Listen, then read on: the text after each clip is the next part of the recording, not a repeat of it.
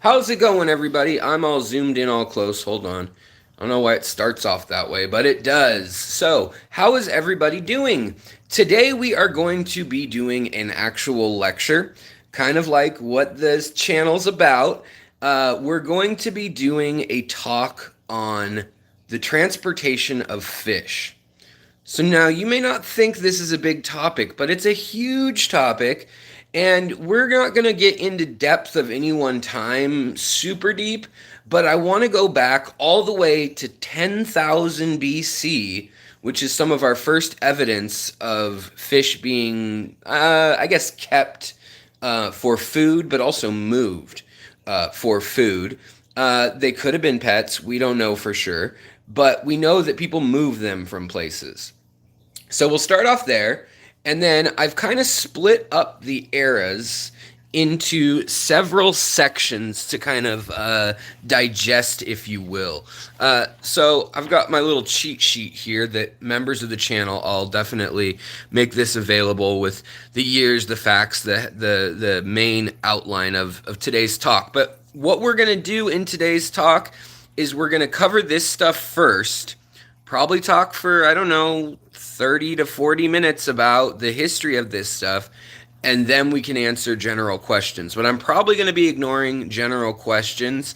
If you like this kind of really nerdy content, if you will, let me know. I know a lot of people join just for this stuff, and this is the stuff I like to do.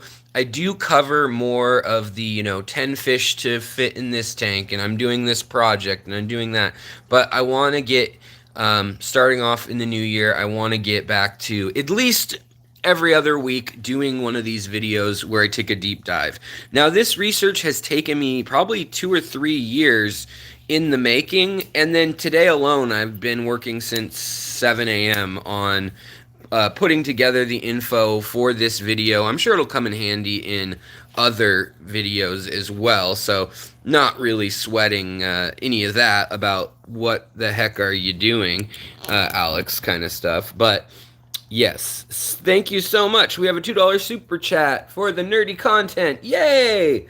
All right, so thank you from Apocalyptic Adam. I appreciate it. Mods, I appreciate you too. You guys are doing great. So the periods we're going to go through today are on this sheet. Dun, dun, dun, dun. And it ranges from ancient and prehistory, so that's 10,000 BC, how we move fish.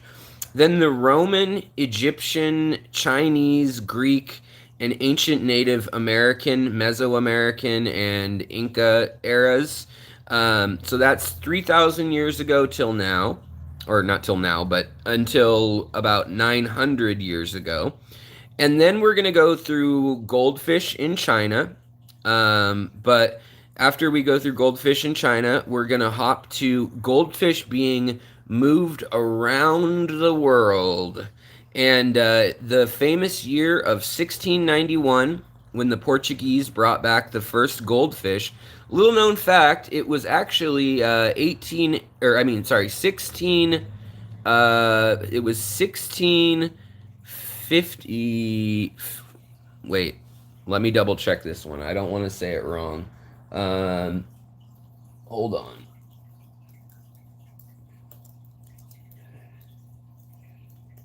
But paradise fish were brought to Europe before,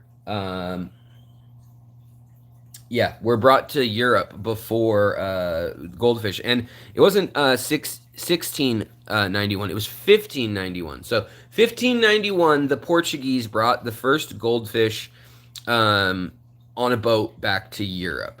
They also brought bettas, and they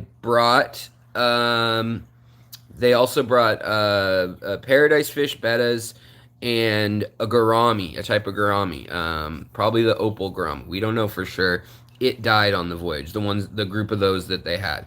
But important year, because from around 1591 on, within 5 years, they were in Germany. They were in the Prussian, what became the Prussian Empire, all the way over into Hungary and Turkey. So they made it quickly, and they had already made it to Afghanistan by the 1200s. So they had made it over land somewhat, and then by sea a whole bunch. Now, after that, we're going to cover the Industrial Revolution, and then that's the goldfish coming to America, to the colonies, to Australia, things like that, as well as a few other fish, and the exploration and naming of fish, and getting to the places where we'd want the fish from, and colonialism kind of thing going on. And then we're going to get to the post-industrial revolution and into steam-powered and railroad transport of fish. And this is really like 1840s to 1860s, right when the first aquariums are coming up too. I've got some cool woodcuts and other stuff to show you about that. And so I'll try to show those images as we go along, as well as I have some information. You guys, if you want to see it, I can post it for members or something, but or maybe we'll do another little side video. Let me know what you want to do. But, you know, I actually looked up on the ancient sailing navigation chart routes. They've digitized them all really easily, where you can actually check how long it would take you to get from place to place. So I figured how long it would take to get from Rio de Janeiro, the big Brazilian hub, where fish would have been coming out of early on, how long that trip would take by steamship, by sail ship, by coal-powered steamship, and then by diesel engine and turbine ships, as well as planes. So just to kind of give you an idea of how much things changed. So after the steam power and railroad era, we'll be talking about the diesel and gasoline-powered era of trucks, cars, and early planes. This is all pre-World War II still, though. Then we're going to hit the baby boom era, post-World War II. Plastics come into the picture. Airplanes that can fly transatlantic are actually not just kind of a stunt. By, you know, post-World War II, they're a thing that can happen. And we change that. I mean, the amount that changes our hobby is incredible. Instead of taking 6 days on the fastest steamships we have, or not steamships, sorry, diesel-powered ships in the 1940s, you could fly from Brazil with one stop, and you could make it up to New York with your tropical fish in about 15 to 20 hours, whereas it used to take 6 to 10 days on the fastest ship. So we're going to talk about the methodology of how the fish were transported in these eras, but we're also going to talk about what the technology was. I have some patents, and then we're going to talk all the way up into when they were in a metal can is how we transported them across big spaces like in Australia or South Africa, the United States, Canada, Mexico, places like those. How we moved fish on those trains and things, and then how we moved them in trucks and cars. Lastly, we'll get into the modern era. We'll talk about breathing bags a little bit. We'll talk about plastic bags. You know, they've only been around since the late 1960s and the early 1970s, more so for our hobby. And then we'll talk about some really exciting new technology that is probably going to merit its own video, but they have figured out how to ship fish without water. Yep, you heard me right. So the space era, or the age of exploration via space, is actually what brought us the breather bags. And I spoke on the phone to the lovely folks over at Corden who own the patent for breather bags, and they were developed in 1985 at a company called Novatech, and that company worked with NASA. And the reason they developed the breather bags was to get fish with less volume of space taken up and less water They would first they'd starve the fish for 2 days, fast them is the nice way to say it, and then they would they'd sedate them, and then they'd put them in as low a volume of water as possible until reaching the space station, the International Space Station, and then they did a bunch of experiments with Medaka rice fish, with Divario raro or Danio, the leopard Danio, and so yeah, leopard Danio, goldfish, and there's a few others, but rice fisher was one of the main ones, and the leopard Danio and zebra Danio are the other main ones that they've brought into space. So we're going to talk about all that, the future of how they're going to be shipping, and they already did it once. They got a rice fish into space without being in water. It was in basically a freezer bag, like a Ziploc vacuum sealed freezer bag, and they do this special procedure where they use 5 gases and pump them into the blood of the fish and do all this other stuff. We'll talk about it later, but I'm just going to tell you that this subject should be really, really interesting today if you're one of the diehard nerdy history of the fish hobby folks. If you're like science and biology, if I get something wrong, just let me know. Let me know in the comments. We'll put a note. I'll pin that in the comments, and let's jump in. Let's jump in on this as quick as we can, because I can talk too much. Believe it or not, I know some of you are aware of that fact. Hold on one sec. Let me get this slideshow sliding and showing. And then we will get on the road with it. So let's see here.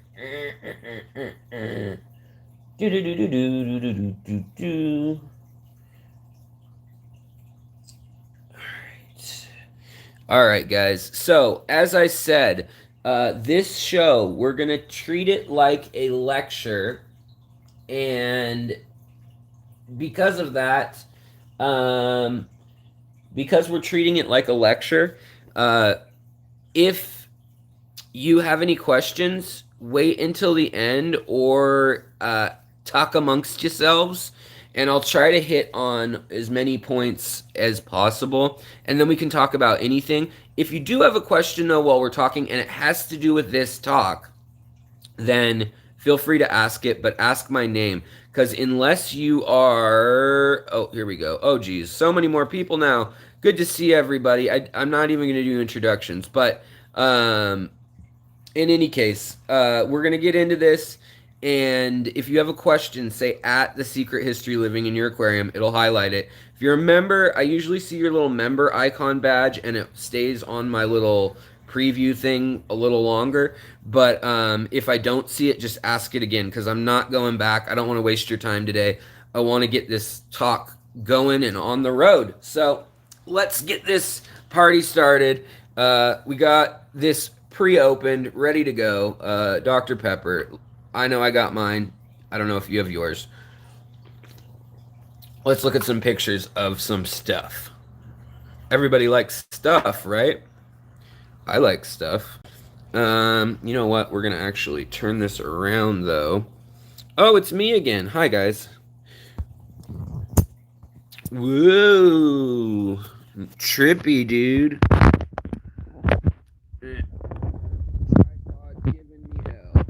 All right, guys. Let's get ready for the history of transporting and shipping fish, and how humans have done it, the cool innovations they've come up with as they've done it, and a lot of the technology we use in our own home aquaria. So we'll go over some of this. I got way into this over the last few years when I was just researching the history of the hobby, and I really would like to make a whole documentary. Gosh dang it. The zoom on the live streams is pretty much the worst thing. Whoever the person who designed the interface for this is, yeah, I hate you. It's the worst interface ever for mobile. and I'd plug into my computer, but I want to point at things and I want to walk around afterwards and all that stuff. And I'm too dumb to figure out everything. So, all right, let's go and look at some of the pictures. So early on, we'll just put something. We'll just put something up on the screen that looks nice for now. How about this? These lovely Victorian era fish tanks. But let's just talk real quick about ancient prehistory. All right, so we'll refer for this one to the world map.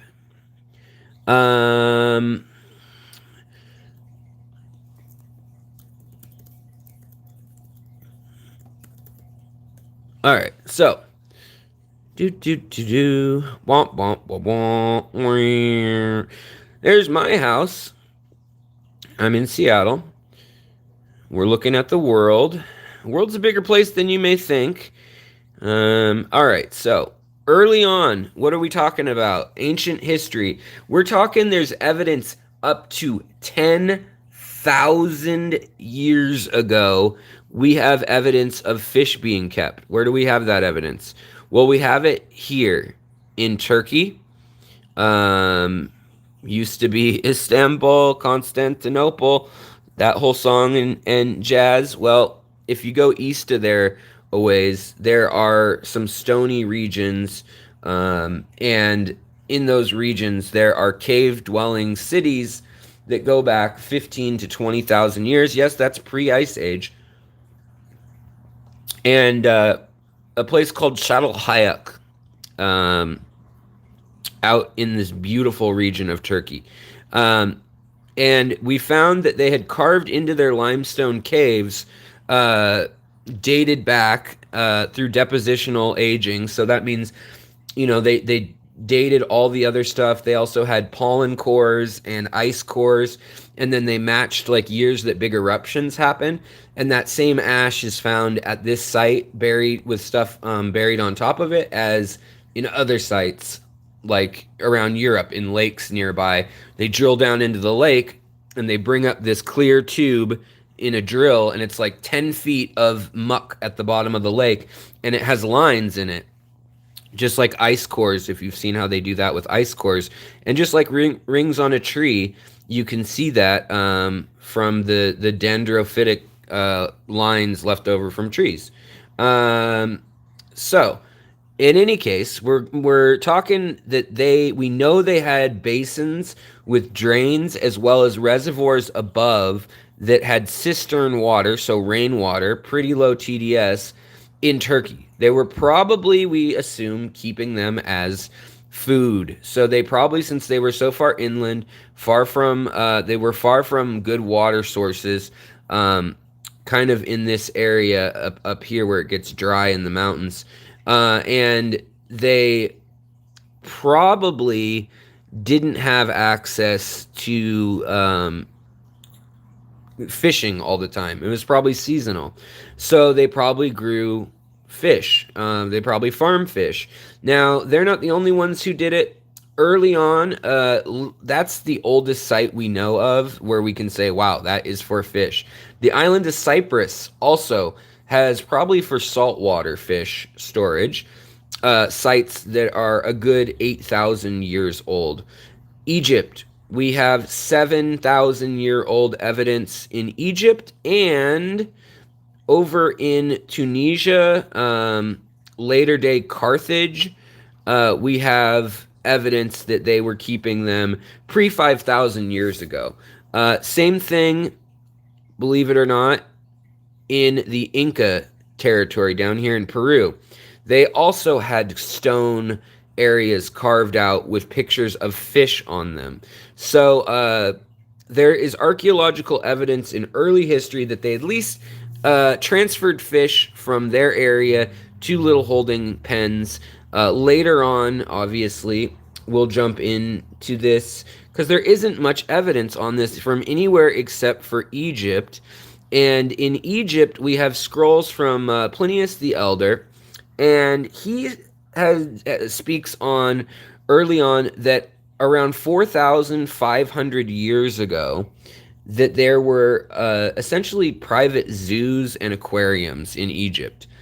And so in Egypt, they had everything from giraffes, hippopotamus, rhinoceros, elephants, crocodiles, cobras, anything that they've got a hieroglyph of, they also kept as a pet, or at least the emperor tried to put it in, or the pharaoh tried to put it into his menagerie to show his people, look, I am controlling or paying homage to, or I am equal to these great things. So when we look at it, we know that there were multiple types of fish because they set up these ponds around 5,000 to 4,500 years ago, all the way down to Luxor and now the Aswan Dam area. This gets into Rift Lake stuff. The Nile perch was worshipped as a god almost, a deity of sorts, and they definitely captured the Nile perch,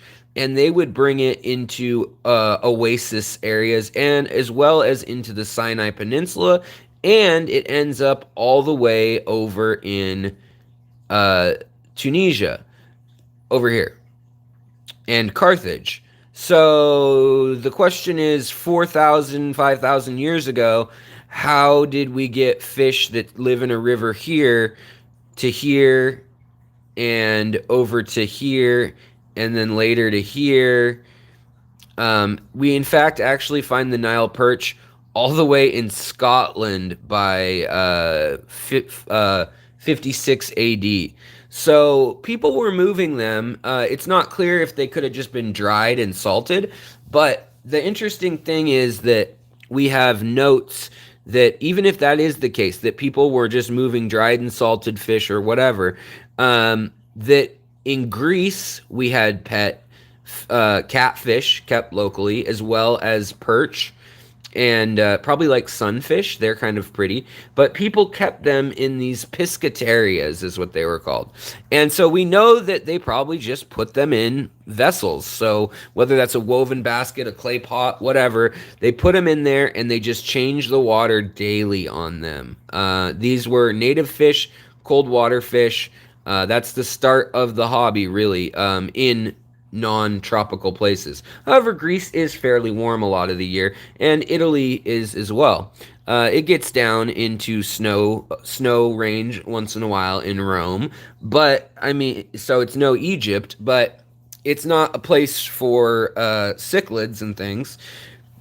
However, we do know that some cichlids were brought into early Roman settlements. We don't know if it's food or what the deal is. There's tons of mosaics depicting in Rome. So this is a full 2,500 years after the Egyptians kept, we don't know exactly what species other than the Nile perch. Bichires we know, and we know a few cichlids, larger cichlids, were kept there. Also in Iran, in Tehran, and then also in, is it Miraz up in the north of Iran, and then in modern day Iraq and basically Babylon. We know Babylonian Empire, the Assyrian Empire, and the Hittites, the Hebrews, and the later on the Omani Sultanate, that they all kept fish. They all kept fish at this time. And by 2,000 years ago, so right around the time of Jesus hitting the stage, we also know that there are places along the Ganges River, and boy, there is a lot of writing on the map. That makes it hard anyways. But in any case, so there, and also along the Yellow River and the Yangtze River, Beijing was not the original capital of China. There was another capital over here. There's another one down here, Nanjing, which really, Beijing and Nanjing just means northern and southern capital when you translate it roughly. But regardless, they moved it around, but it was during the Song Dynasty that we really get our first 100%. That's a pet fish. They're writing about it. They're doing selective breeding, and that's in 961. That's when we know the Chinese were messing with the goldfish. However, for 2,000 years before that, so the time from now till Jesus was born, that time difference, before we even knew about the pet fish written about, they were definitely keeping fish to eat later. And the same goes for 5 times that length of time here. And all the way over in the Americas, we know that the Great Basin natives here, the Great Basin is kind of ranges all through here. It's all this desert in Washington State and Oregon, Idaho, Nevada, Utah, a little bit of Wyoming, I guess. But this general area, and then the Rocky Mountains run through here. I can probably turn on satellite so that we can actually see the satellite version of. There we go. So now we can see the terrain a little bit better.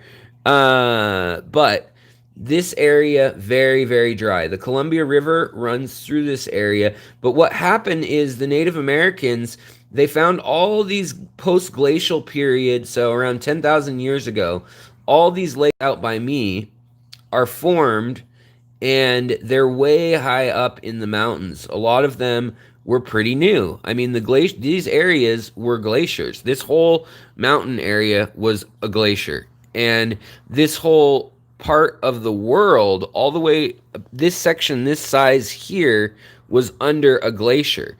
So as it receded, they found that people were taking on their backs, is how the oral tradition says. They would make a woven basket to hold inch-long or fingerling fish, and they would move trout and perch and any sort of fish that they liked eating.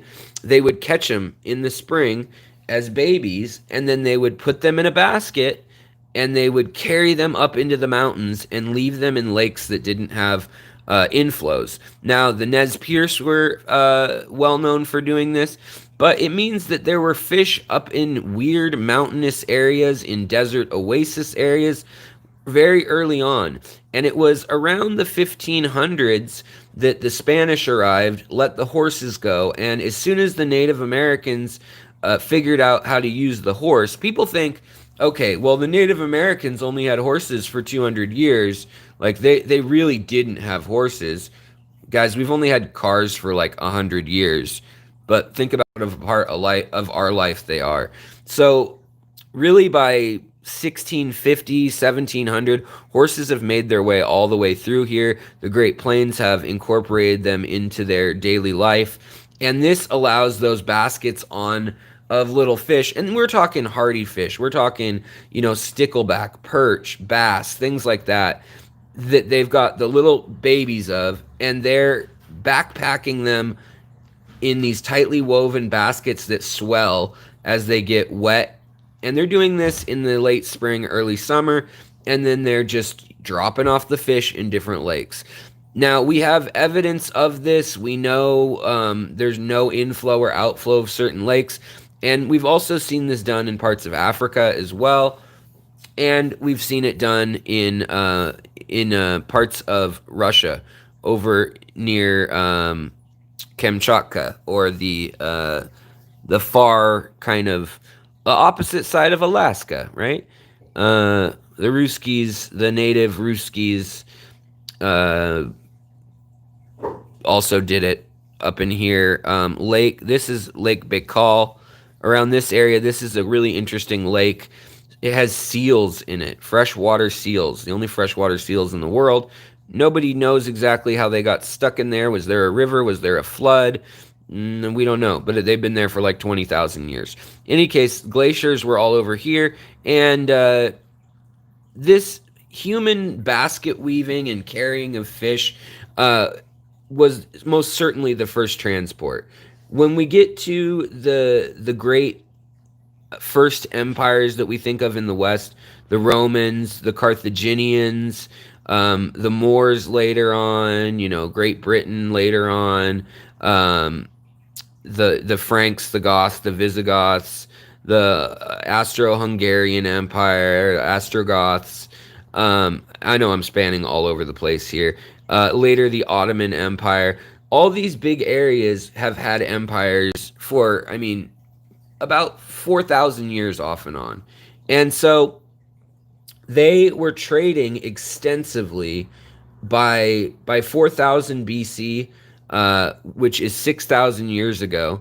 We know that they were trading quite a bit. So if they had fish for sure, and they had fish that only occur here, and they're showing up inland and in lakes and villages and towns, then it's a pretty good indication that someone brought them there, we are assuming.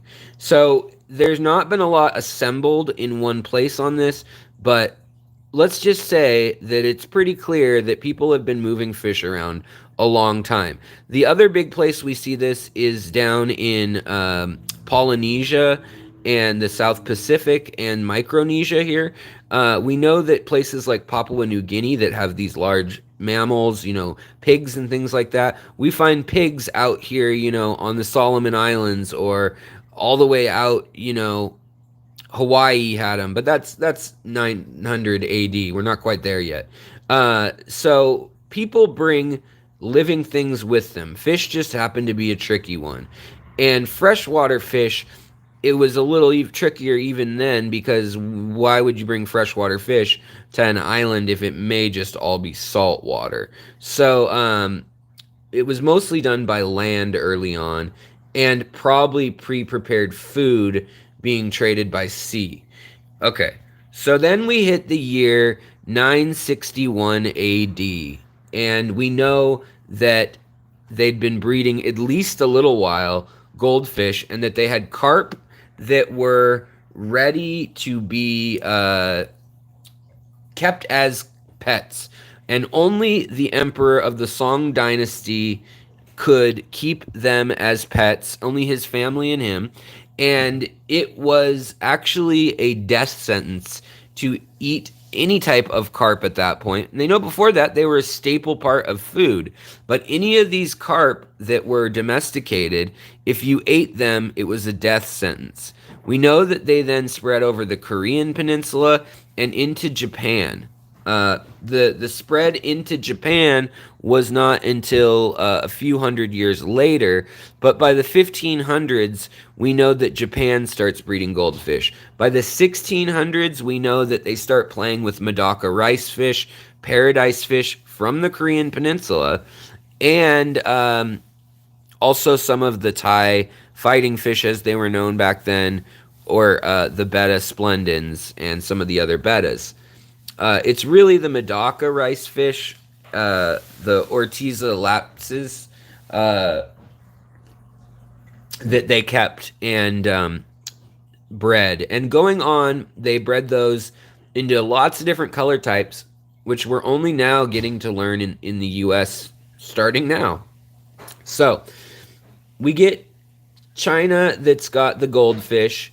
We know ancient Babylon or Iraq, they had the Hanging Gardens of Babylon, and these were beautiful gardens. They understood aquaponics. In India and China, by 2000, 3000 BC, they understood how to flood fields completely, drain them completely, control the floods. By 900 AD, when we are thinking of pet fish, we know that in this area, which has so many beautiful fish, that we had all sorts of pens to corral fish. They were catching a lot of saltwater fish and holding them in pens. Same within Rome. They actually would dry out salt on salt flats, and they would collect fish and keep them, like tuna and things, large fish, in these pens and nets, and also in these stone carved out places that they are still there. A lot of them are still underwater. Hi, honey. Hey, honey. So moving on from there, we have written language, and we have more than just pictures and archaeological bones to let us know, hey, those things got done. Like, it's one thing to say, all right, that fish probably was there, We've got the skeleton, but we don't really know to what degree they were messing with anything in there. Laura, the stream says hi.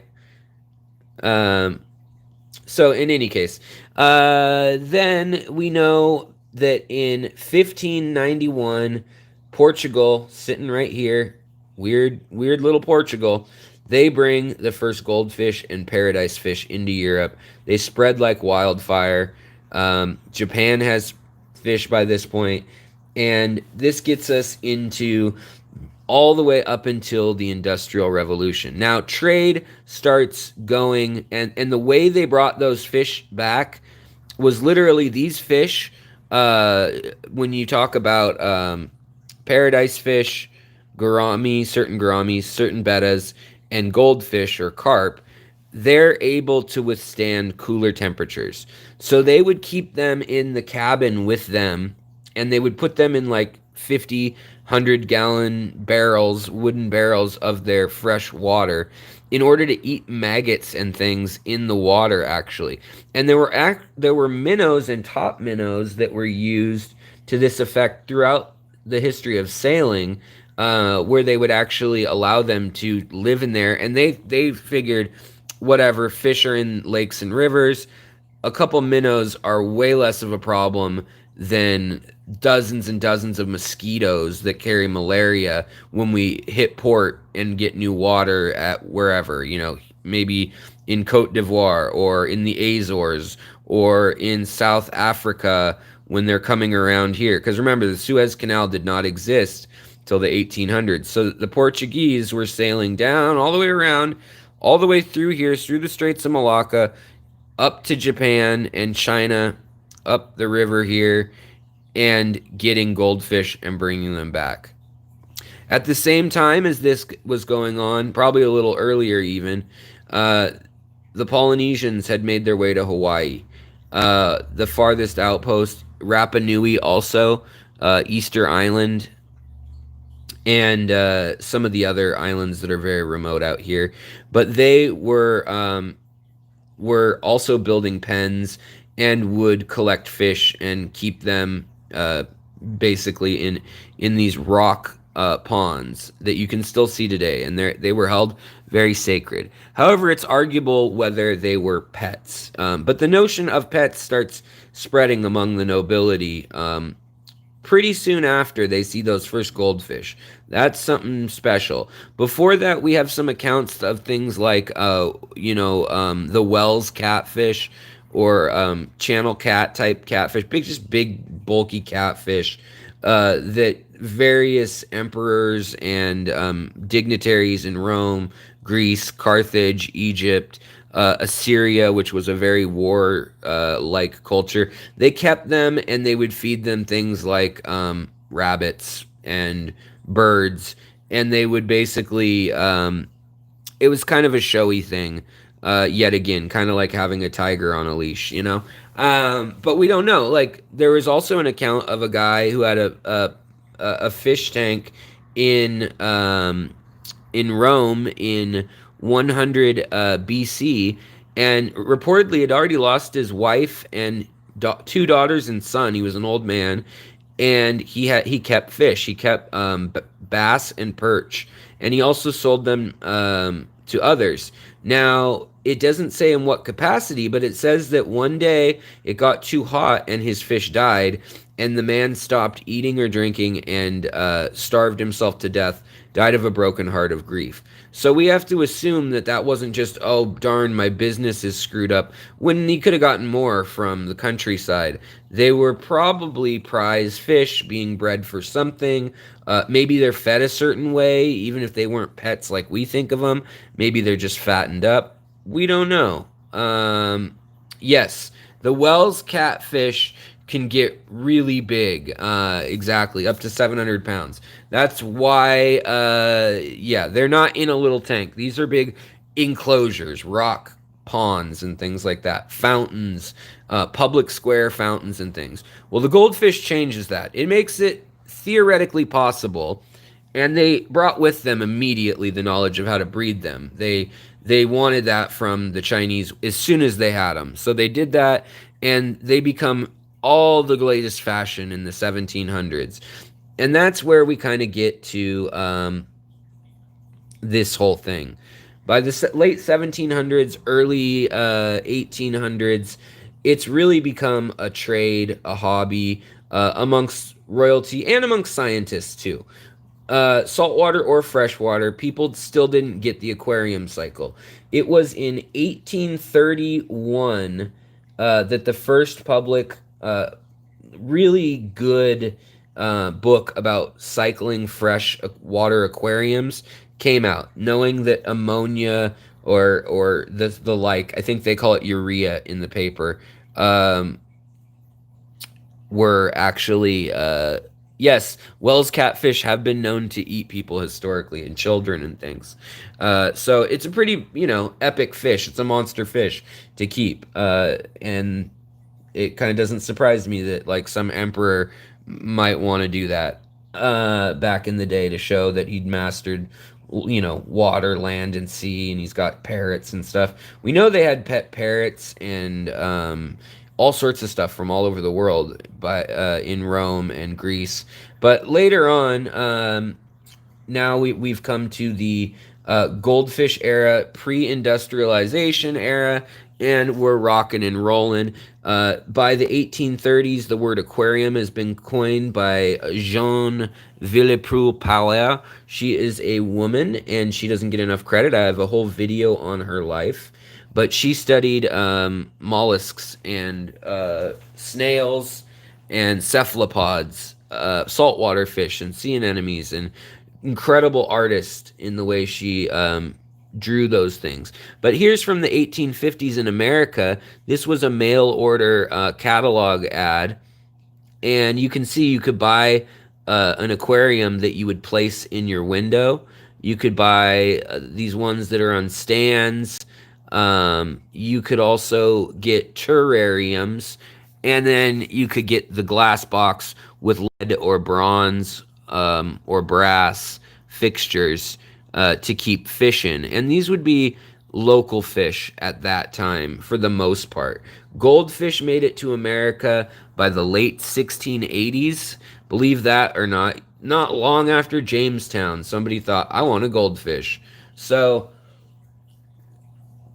crazy thoughts. But in 18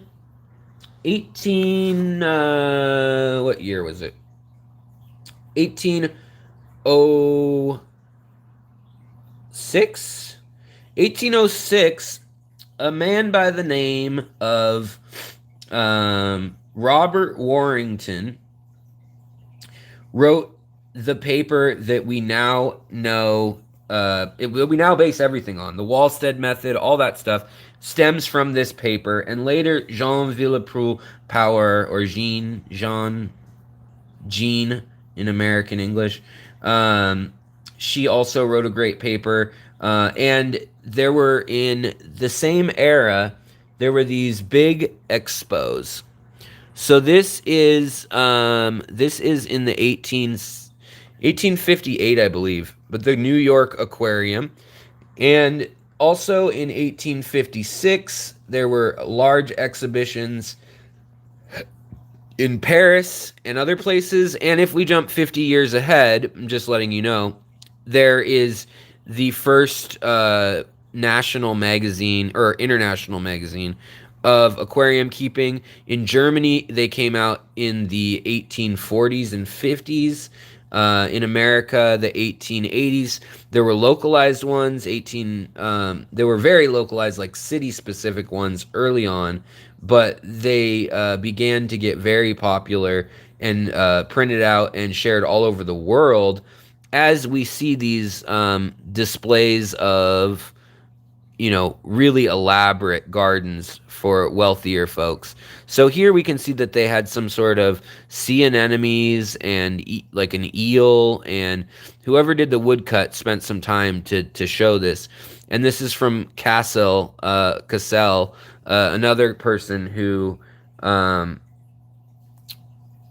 that kept fish and wrote papers on them. But this was one of his conservatories depicted in 1870 in America. Same thing going on, though, all over Europe, and specifically Berlin and Paris, Munich, Vienna, Rome, and New York, Chicago, and of all places, Delaware and Maryland is where the goldfish hobby was first established in the U.S. They started breeding them by the late 1790s. The brand new country in America, they were breeding goldfish. They were breeding new types of goldfish, in fact. Right here, we've got the later you go, the more fancy you get with the bubble eyes and the big heads and the long flouncy tails. But you start off with these, and these were in the World's Fair in 1881. And we'll talk about this guy later. But Molleret, Hugo Molleret, he brought these in 1881 to the World's Fair. And he showed the common comet goldfish first, and then what we had transformed them into in America, one of our first lines. It doesn't note what the name is, but I've seen it before. We could get into it in another video. In any case, how are these fish getting here? Well, they're getting here traveling across the world. So at the time, the big to do is that they are is that they're moving from, Paris, the center of France, to New York City, to Chicago.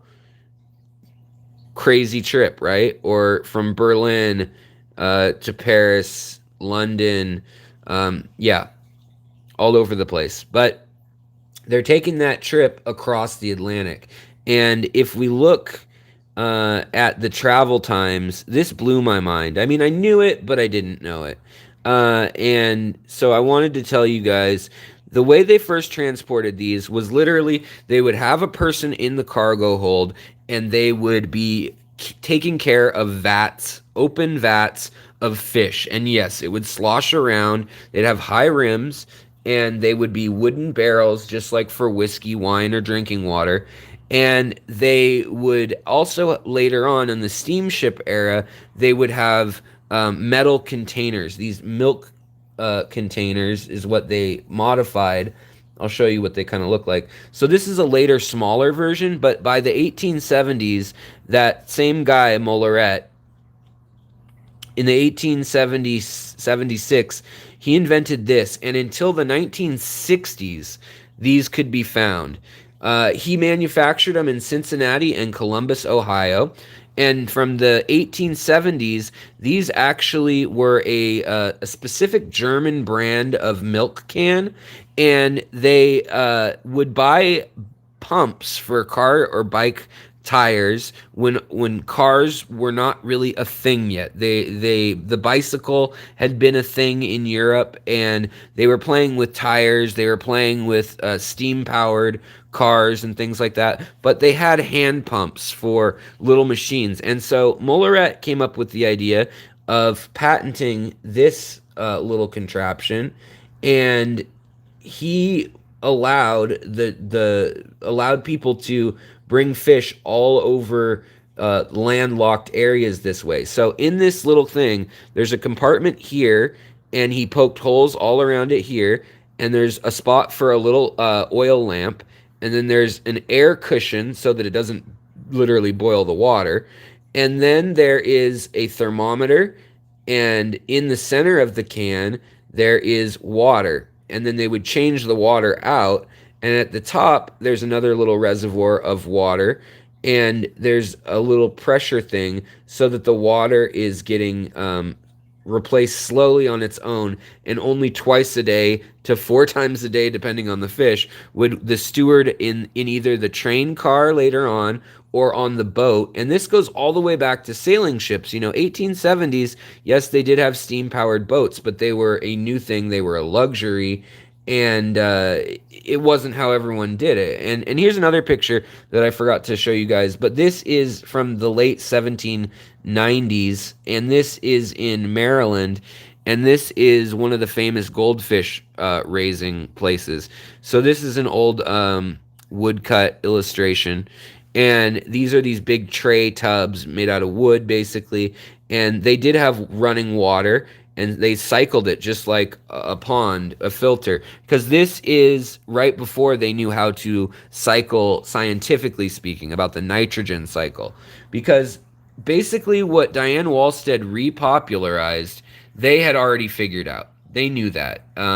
They didn't know why necessarily, but they knew it.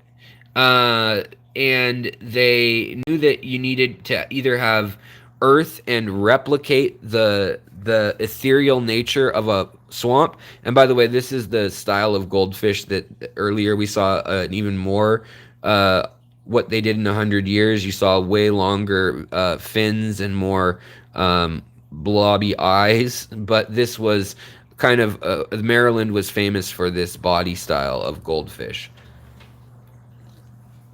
So moving down the line, during that era, people also still use terracotta pots to try to transfer goldfish. I mean, you could put them in a bowl and carry them, put them in a covered wagon or ride on a horse, or you could be in a carriage and you could kind of drag it along. And that's, I mean, you could sometimes get away with it if it wasn't too cold or too hot. Goldfish are pretty resilient, but this really leaves out a lot of the tropical fish. So another interesting invention was the Henry Bishop's tripod.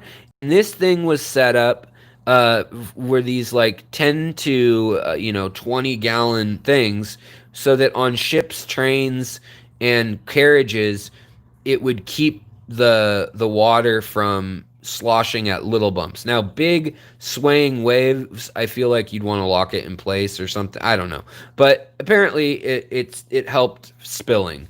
And this is a good example here around this time, the 1850s woodcut art of what an aquarium would look like. Somebody with an aquarium. This is the fish room in the 1850s. So they're just jars. They're not recreating nature in these little things. These would need to have the water changed from a nearby source every day. And that's just rough. That's a lot of work, right? So these were salt water and fresh water. They'd keep them until they died, basically. Or they'd put them back every few days or whatever. But yeah, usually you'd keep it until it died. And so in any case, around this same time, like we saw earlier, these fish tanks were available, and that's where we start seeing, you don't see much substrate here, but you do see some plants. And so they realized, because of Jean Villepreux Power, I like saying her name, that you need a substrate that's a few inches thick of mud and then of gravel, and that you need plants and snails. Those were the things that they determined you needed, and that you needed to replace water every so often. That's all they knew when you see these things going on. And before that, they thought that aeration was needed and that you didn't need to necessarily replace water, but they actually had a fountain in the center, and that kind of served as an air stone, and it broke up the water tension. But this is from the late 1790s, early 1810s or so. So kind of an interesting era in that they didn't know exactly what they were doing right, but they knew that they were doing something right. And those cans, this guy here is Hugo Molleret. This is the father of the American fish hobby, and he is the reason tropical fish made it anywhere in the world. He was in Ohio, and yes, there's rivers in Ohio, but there's not great rivers to really transport all over the U.S. He wanted to sell his goldfish and later his paradise fish, and by the 1870s, he started seeing guppies, mollies, platies, swordtails, and all these other interesting fish, and he wanted to be able to move them. Now, sometimes these fish would have a 90% death rate. Even by 1911, it was the first year that they got a goldfish, or sorry, angelfish from New York City all the way to San Francisco, and each goldfish was $900 all for that pair that was bought in San Francisco. I have another video where I go over all this called the history of aquariums, parts 1 and 2, but and the history of angelfish. And so they would bring literally 1,000 angelfish from Rio de Janeiro all the way down in South America, all the way down, let's go to here, all the way down from in here, up here, around here too, or in from Peru. They tried and failed, but they would bring them, and this is all warm along this trip, so they didn't have to worry about cold snaps. They had to worry a little more about it on the way to Europe, but when they did this in the summer, they could do it right in the summer and leave from this area here and still get fish to Europe. So it was a little easier to get fish to Europe. The way the waves and the current worked better in that they could go along the African coast.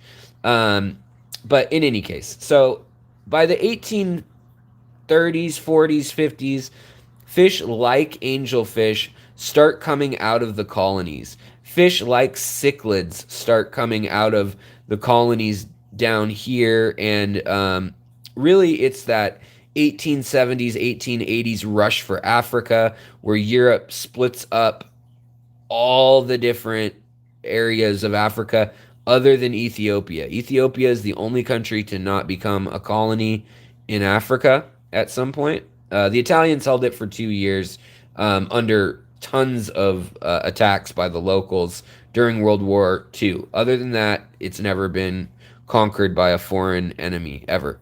So that's why Rastafarians think of Ethiopia and their leader Haile Selassie as the second coming of God, because they think, I won't get into the religious stuff, but interesting side note to history is Ethiopia never got conquered.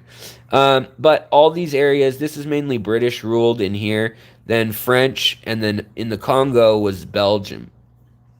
So we've got French, Belgian, German, and Portuguese, as well as Dutch down in South Africa controlling this area. We've got Spanish, French, and Portuguese. Portuguese controlling Brazil. And so their sailing fleets, whether it's tobacco, whether it's slavery here, and they're getting dwarf cichlids like cribs. Also, I mean, they're grabbing anything that people might want. Monkeys, fish, gold, textiles, rum. I mean, anything that can and will go in the triangle trade went along with it. So, it's no coincidence that the biggest slave traders in the world and the biggest navy at the time in the world was Portugal early on in the 1500s, and then later Spain with the Spanish Armada, and then England with the Royal English Navy, or Royal British Navy. But in any case, by I have another thing I wanted to show you. But yeah, it's a long trip. It's 5,000, I want to say, 5,000 miles by ship to New York, from Rio de Janeiro to New York. Not let alone however long it took on a boat to get to Rio de Janeiro, one of the coastal cities, Sao Paulo, or they wouldn't go to Sao Paulo, but Rio, or any of these up in French Guiana and Suriname and Colombia, things like that. Any of the other places that they wanted to go to, it also took a long time. So if those fish could make it alive to the port cities, then they would load them on, and in one time a year they could make a shot. And there was actually a heat wave in the 1850s and 60s. In 1856, at the big French and British they both did an exposition in Paris and in London of their first aquariums, and there was a heat snap, and it killed all these angelfish that they had been bringing in, and these tetras and piranhas and all sorts of stuff. They brought so many fish over, and what it really was it was a promotion for look at the wonders of the colonies and what we're bringing back from all the way from here to here, or all the way from here to here. And then later on, that angelfish that I was talking about took a train and made it to San Francisco from New York. So, I mean, we're talking, what, 7,000 mile trip, 6,000 mile trip, and they would die sometimes at like a 99% rate by the end of the trip. So there's no wonder that back at the time, not today's money, $900 per angelfish for that first pair that made it to San Francisco. It was rich individuals that were doing it. Well, that Mullerette can that we looked at, this dude invented that can that allowed them to then mass ship these fish. So some of these were like 30-gallon, like big old tall cans, and they would stack into compartments. And you could put different amounts of oil lamps or Bunsen burners here, and they'd have a piece of slate in here, and they were retrofitted. And then they'd have a little pump, and it didn't pump pure O2 in. You had to hand pump it, and it was just to get air into the water. And then later on, you would get these smaller ones, and these were called German cans later, but they were first known as Mullerette cans. And they came out of Ohio. They never came out of Germany. He just happened to be of German ancestry. And so and that area in Columbus, Ohio was known as Germantown. So the place where the guy selling all the fish was located, they called them German cans. All the way 1930s, this was a very popular way.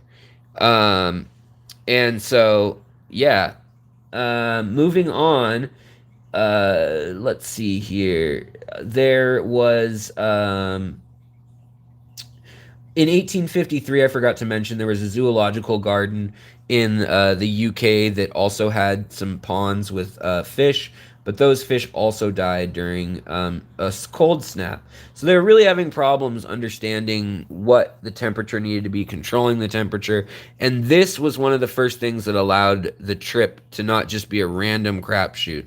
And so 1913, 1911, angelfish make the journey across the country. But I wanted to show you guys also by 1922, they had the first mechanical powered air pumps that could do everything that this did, as well as a radiant heat thing. So they would fill it with oil, or it could be coal powered, and they would fill up train cars, and they would have water zigzagging in pipes across the floor, and that was like radiant heat. And then they'd put these cans packed in completely tight on a train, and it would take up to 6 days to get across the country to California. But, you know, they'd stop off in St. Louis and Chicago and Denver and different places. And the cans, as well as the cars, went from needing one or two people, just like on a boat, where they would literally sit there and check the temperature and then pump the air pump to make sure that the fish had oxygen in the water, and then they would clean the water from fresh water barrels. And if you're on a ship, fresh water is at a premium, and so is storage. So you cannot just have water to be giving to fish unless that is your moneymaker. It just doesn't make sense. So that's why fish were so out of reach for so long. Well, the big thing that changes all of this at this exact same time is the steamship. Post-Civil War, post-Crimean War, the steamship comes on the scene, and we see travel change in a way that had never been before.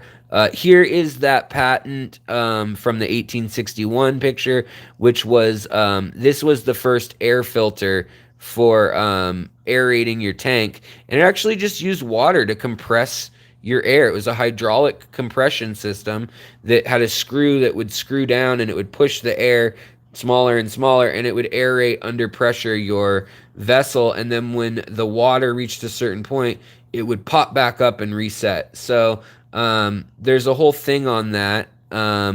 Here's another picture from 1876 of the New York Aquarium. It was a big hall with tubs. And so that's what we're looking at, though, when we start looking at the home aquarium. Here was the inside of that great New York aquarium. They're joking. They have a picture of a whale here. This was a statue. It was actually a fountain. And here they had some seals and some other, non-fish things. But they did have, lots of goldfish and variants. And then they had all these tanks along the walls. And they just copied Paris's Poisson. Well, I guess, I can't remember the actual name of it. But the French, they copied the French, essentially. But these cans is what they retrofitted. So that's why they were the picture at the beginning of the talk, when we were looking at all that. Now, the other thing I was going to show you guys is the distances. So when I pull this up, it's 5,920 nautical miles from Rio de Janeiro to New York. And if you were going 4 knots, which is how fast a fast schooner sailing ship would go, it would take you 61 days without stopping. And it's not like they didn't stop. They would stop and get goods at every port of call. So you can see why in the 1700s, nobody really had these cool fish. It was just too much of a journey. Then later on, we get into why does this annoying. Hold on, guys. Sorry. Later on, we get into distances. We'll keep this up high. Too many windows open. Later on, we get into the steamboat. And that makes the trip from Rio de Janeiro to New York 19 days on average. And that's with stops. And this is a cool website that tells you the history of sailing and the distance and how often they would need to stop on the route. And you can add all that in this thing on here on ports.com.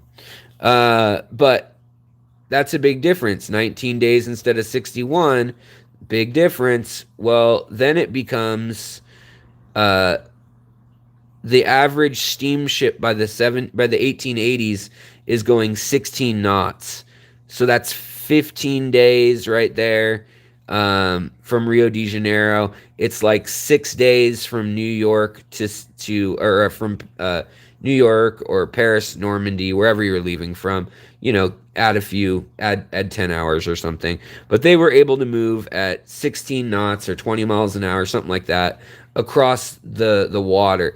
Getting into the turn of the century, they can make it up to 20, 25 knots.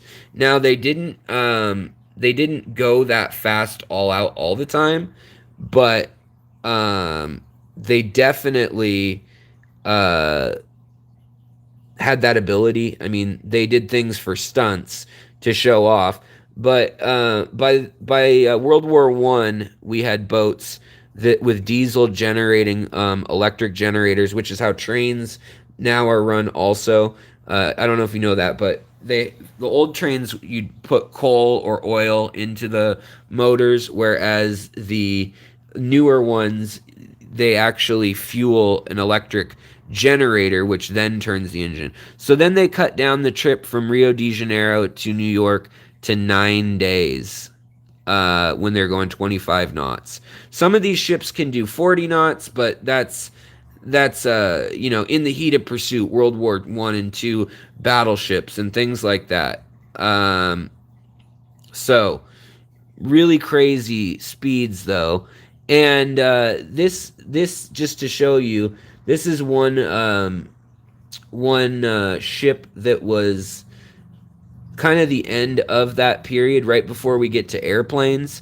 But it could cross from New York to London, or actually it went from Dublin usually. But it could go from New York to London in 4 days. And so that was kind of the fastest that the ships ever got. by that point, it became air travel. World War II is what allowed air travel to move leaps and bounds. You know, nothing like getting people to shoot and kill each other to inspire you.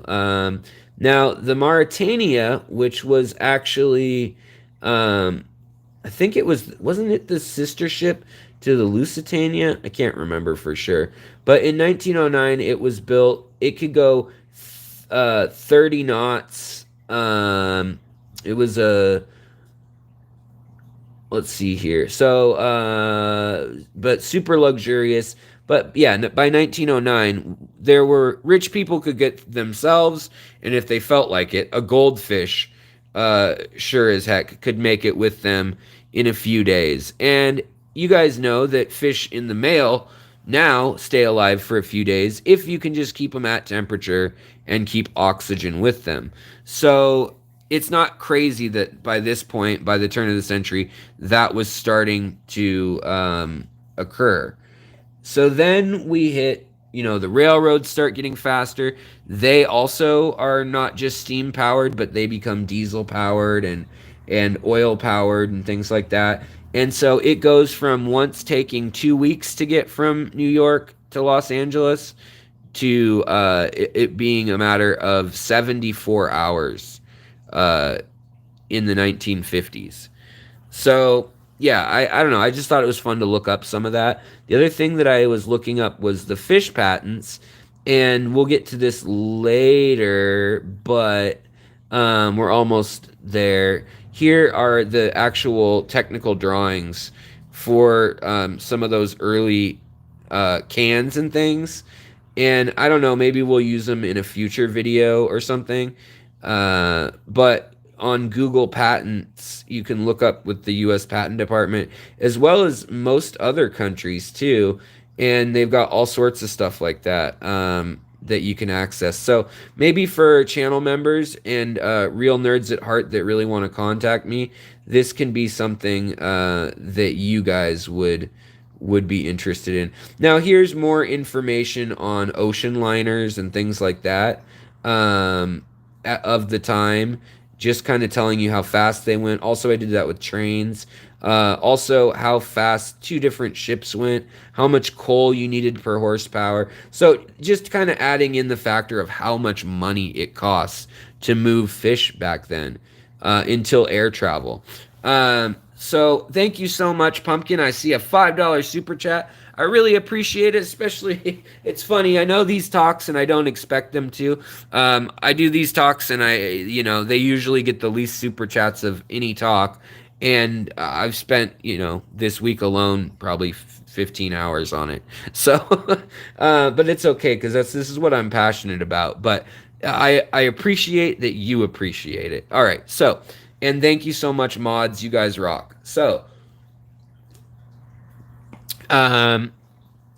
moving on, now we've got to the era where things are moving around in those cans. So now we're in an era where people like Father Fish can help fill me in and tell me, okay, Alex, this is how we used to do it back in my day, back in the 1940s. Because World War I and II, all these European countries, and as well as people living in India under the British Empire, World War I, that is, Australians, New Zealanders, that's not New Zealand, obviously, New Zealanders, South Africans, Japanese, Chinese, these people are traveling. The world has become a much smaller place when a trip that used to take you 60 days at full speed on a clipper ship now takes you 6.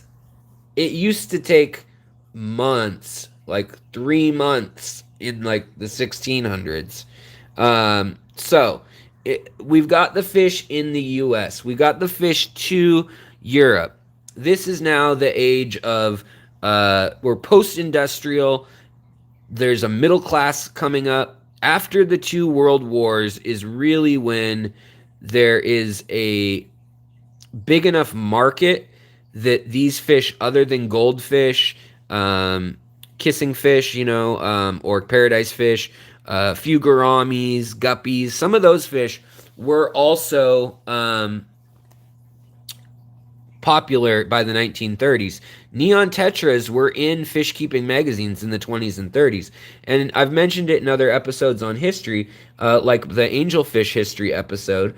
But we also have, thank you so much, Xanadudu, another $5. Awesome info. Thanks, Alex. Mind blowing. Thank you, Xanadudu. I appreciate you. I appreciate you. So in any case, we've got the fish coming from places. We've got Europeans exploring every corner of the world.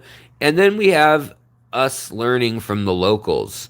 So World War II, we had people stationed again. And this time, they're middle class people. They're not just soldiers of fortune, mercenaries, sailors, and royalty, or governors and things. And so they actually say, you know what? These fish, they're stationed out in Hawaii, and they see the beautiful tropical fish, and they say, wow, that's incredible. I wish we could bring those home. Or they're in Zaire. They're in Mozambique. This was Portuguese. Angola, South Africa. The British Royal Navy has people all over the place. Wow, thank you so much, W. Marion. $25. Thank you so much. I really appreciate that. I would love to make more nerdy content. It's just very time consuming. I can't put it out as much as the other content that is just kind of absorb stuff when the talk has an outline like this. And that's just scratching the surface because you go through a lot of useless stuff. Any case, so now we got the middle class coming. We've got only days of time, and we've got rudimentary ways to get fish from point A to point B. That is very generous. Thank you so much. We got places or ways to get fish from point A to point B, and we have people who are seeing these fish in the places where these fish are native.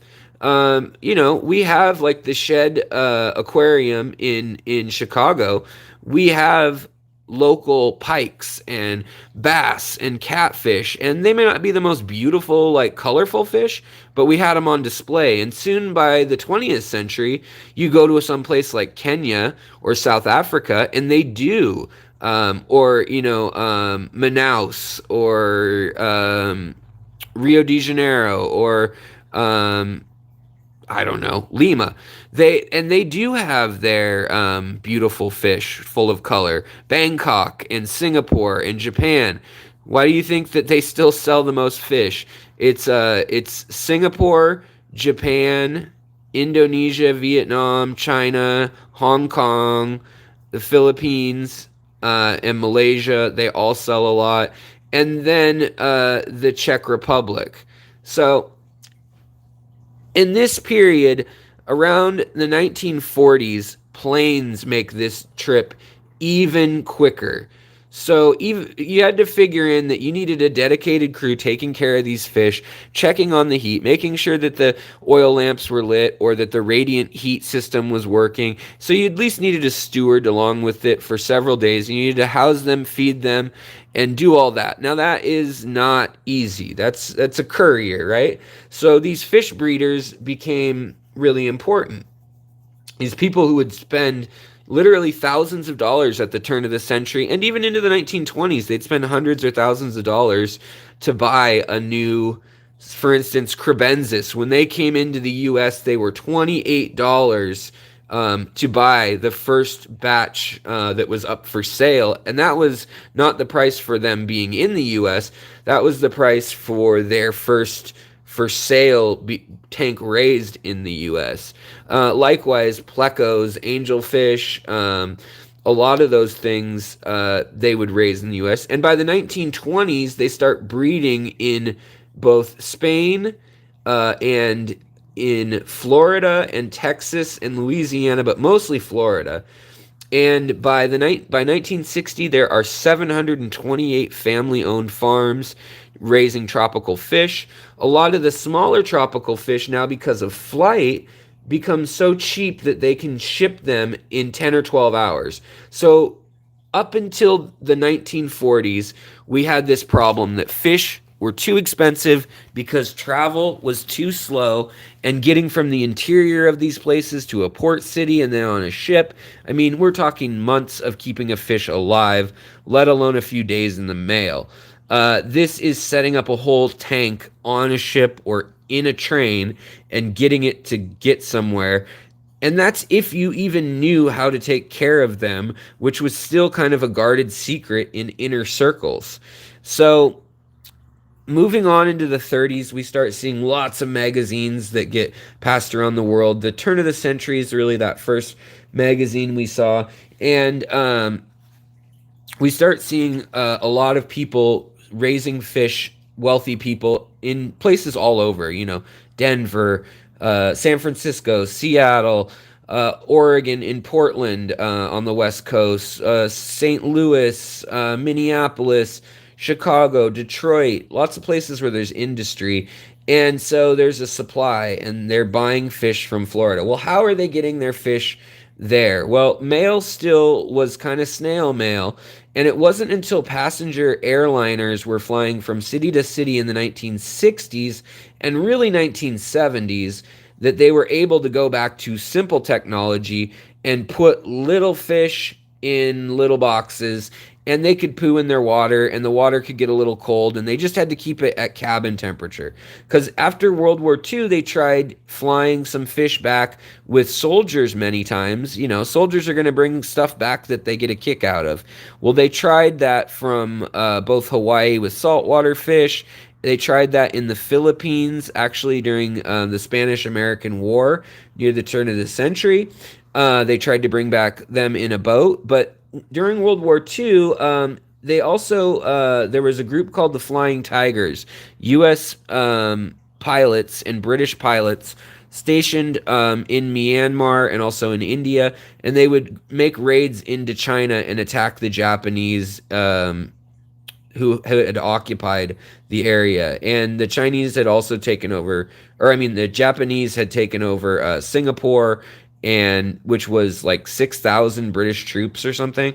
And so they had taken it over, and these fighter pilot aces really got to know flying. And as we ended World War II, the U.S. really got to know planes. We nuked Japan, and we made these planes that could make it all the way from, here to out to here. So this far on the map on a plane for a bombing run, there and back. So where does that get you? That can get you from Italy to, that can get you from Rome to London with your fish. That could get you from New York to Chicago easily. And then from Chicago, you could go to St. Louis or Denver maybe, and then Denver to, So these are those intermediate planes. But in the 30s, there were also planes that were making it all the way across the Atlantic in one go. It was taking 24 or 26 hours early on, late 20s, early 30s. But later on, they perfected this. And after World War II, we start getting pressurized cabins.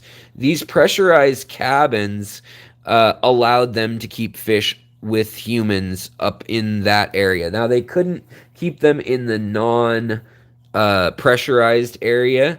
Thank you so much, Jeff Rose, Fish Keeping. I really appreciate $4.99 super chat. He says, great information, brother.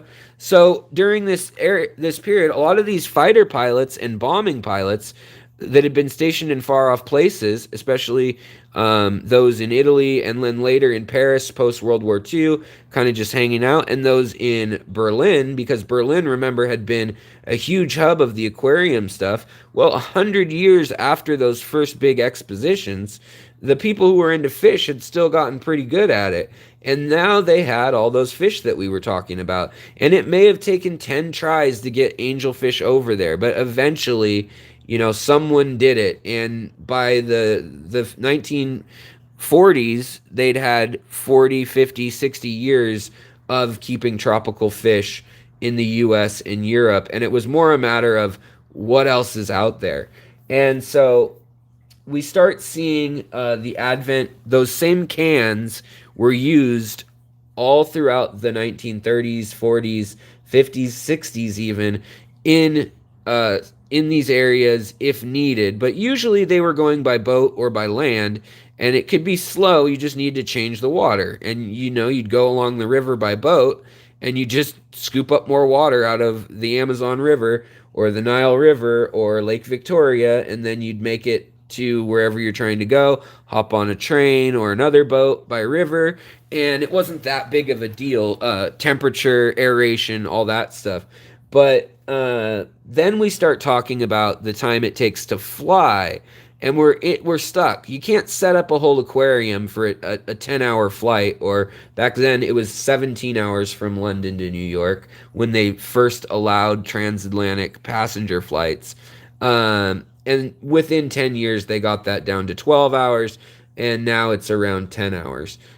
So they are, by this point, by World War II, there are little shops popping up all over. It's not just goldfish, it's the full range of tropical fish.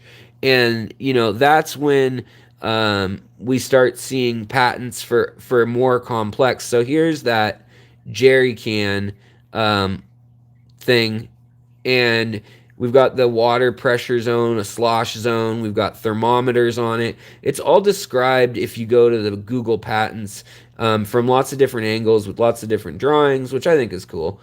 And then when we were looking at these other things, we get to the fact that by the 30s and 40s, we start getting the framed aquariums.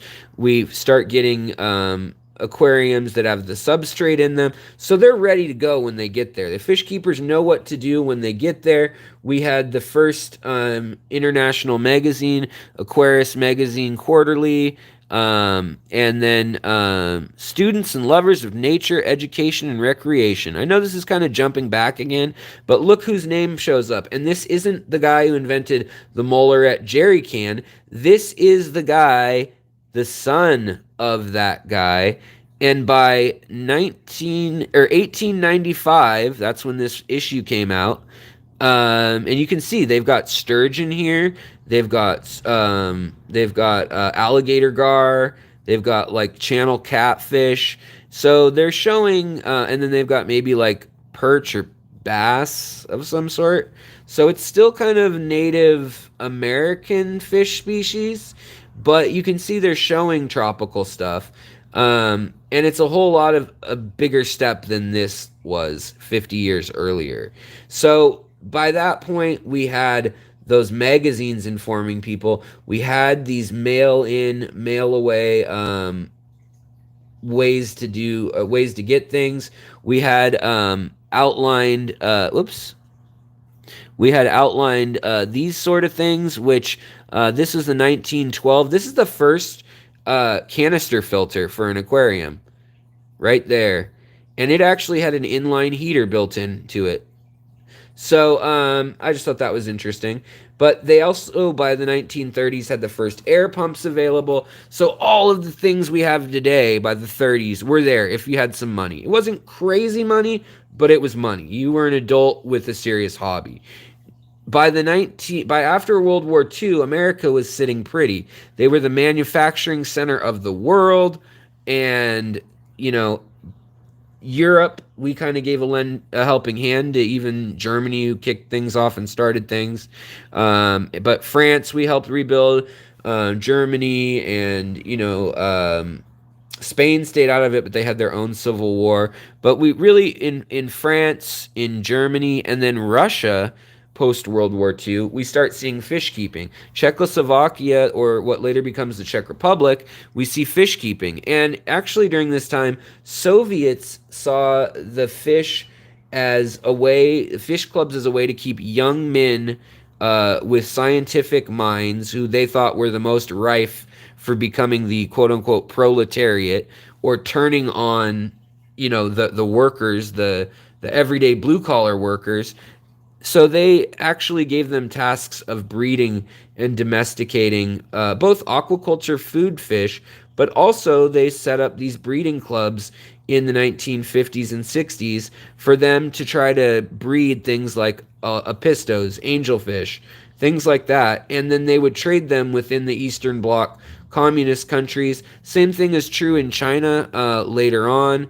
By the 1960s, fish clubs under Maoist China, they were a way to keep tabs on people. You may have a block tower where you had 1,000 people in one tower, and then maybe 10 towers on a row down a street. So you had 10,000 people living in a few block radius, and they'd have one aquarium club, one athletic club, one this club, one that club, sports, the Olympics, things that they wanted to compete with internationally and show the merit of East versus West, communism versus capitalism. At the same time, American breeders are really keeping pride in what they're doing. Berlin is a weird city that's caught in the middle of both of it, so there's some really interesting things going on in Berlin where they're getting a hold of some of these fish that are behind the Iron Curtain. And in any case, after that, when communism collapsed, I'm skipping to this part later on, but we'll take a step back in a minute. But basically, after communism collapsed, there's a lot of people with know-how, and there's a lot of types of fish that we've just never seen in the U.S. And now we have people like Jason at Redfish Bluefish, Autumn Woodby Island, or Aquarium Glazer, things like that, that are finally now with the internet, we're able to buy and sell fish that were bred, domesticated for 40, 50, 60 years behind basically a social control wall that we just didn't see them. So maybe something super common during communist years that was brought in the 1920s from abroad was of great interest. We actually got danios from Thailand during the Philippines, during the Spanish-American War, when we, for a while, took ownership of Cuba and the Philippines. Well, we also, in Thailand, we brought back the zebra danio. Zebra danios were used for scientific experiments galore, as well as rice fish. After World War II, we kind of saw, there's something going on with these.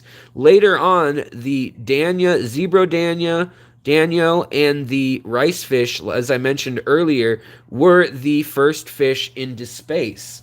They thought that they would hold up even better than goldfish, so they just kept them in the crew cabin. So when we're in this post-World War II era, you would actually get in those cans, like I said, and you could have cans if you were a collector or a hobbyist with a fish room. You could have a can and you'd drive a day to a city, go pick up your fish. You could put them in the can, put your Bunsen burner under there, and just kind of set the setting, check the temperature, and then change out the water. There were different dechlorinators that were invented by that point and figured out, and before 1915, nothing was chlorinated in the U.S. anyways. But it made for, by the 20s and 30s, you could go out and get whatever you wanted in the big cities of the world, European, westernized cities of the world. And then locally, say South Africa, you could get some cichlids there. In Kenya, you could go and get some Rift Lake cichlids there. So there's other parts of the world, New Delhi or Mumbai, you could go get interesting fish. Maybe it's something from the Ganges, or in Bangkok, it's a bunch of the incredible Siamese fighting fishes, as they were known at the time. Or Sri Lanka had a lot of fish too. So there's these places that become micro hubs of the hobby in the 20th century, and people start selectively breeding there also, and they're getting materials from the West, from these big scientific academies, and we figure out, okay, well, we need to get a hold of these. We need to connect everyone. So airline travel is how it's going to happen. And we figure out, well, we just need to keep the fish at temperature. So there's lots of ways of doing that, but we have everything from heat packs to candles to electric heaters to radiate heaters to just in-cabin heaters. But some of the first flight issues we had was the bends. Fish were not pressurized, but they were kept heated, but they forgot that they needed to be pressurized in the water. And they actually, flying up high where there's less resistance and they can fly faster like World War II bombers did, those pilots that were experimenting with bringing back cool fish they saw during World War II,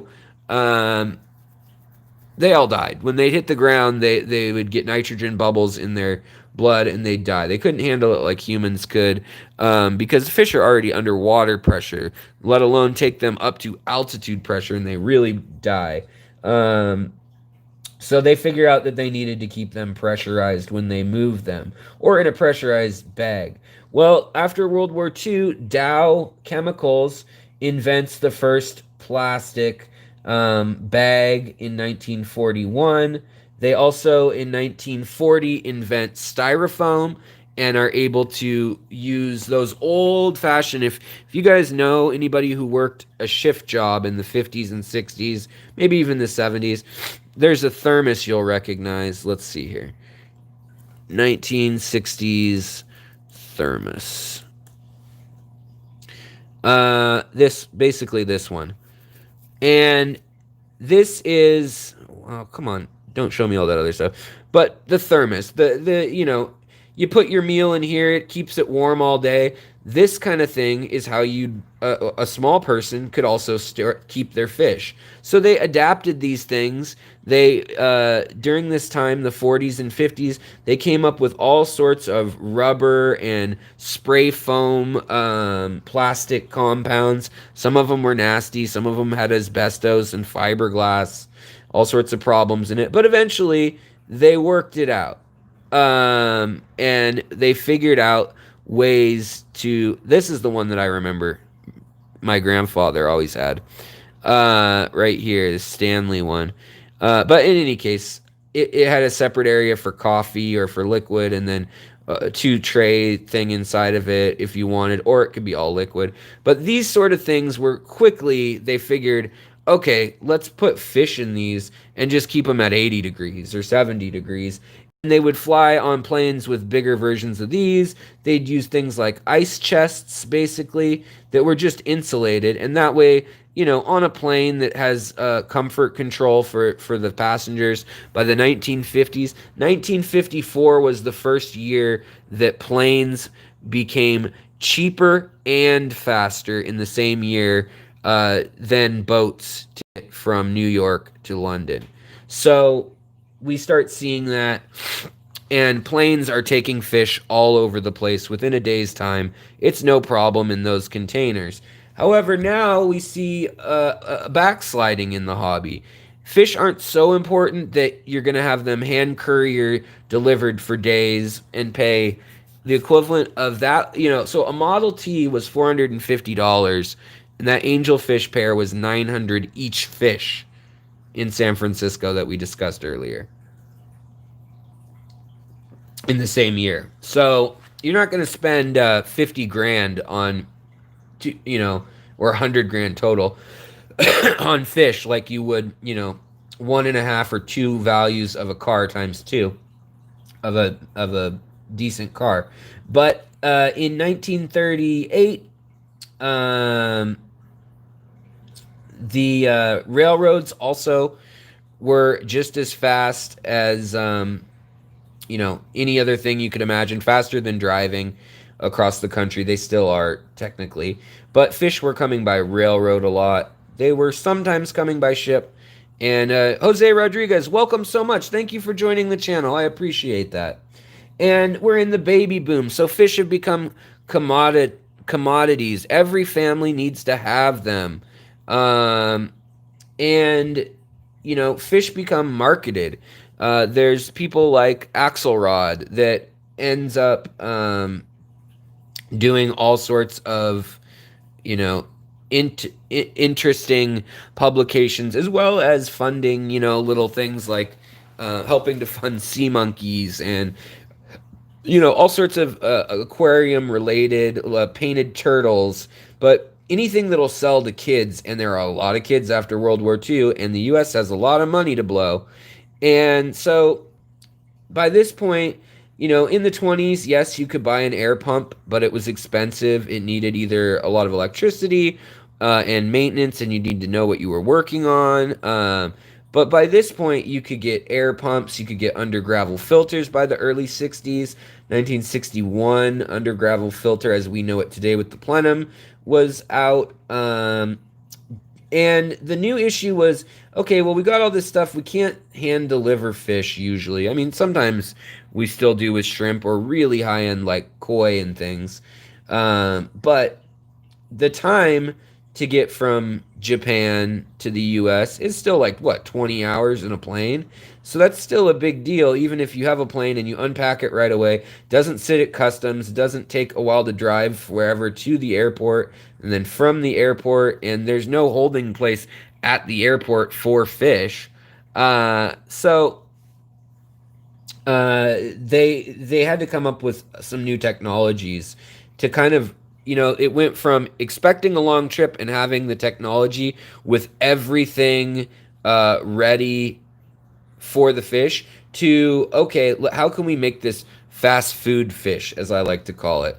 And so they decided that they were going to use Rubbermaid and Tupperware type containers as well as plastic bags. By 1969, they had the plastic bag.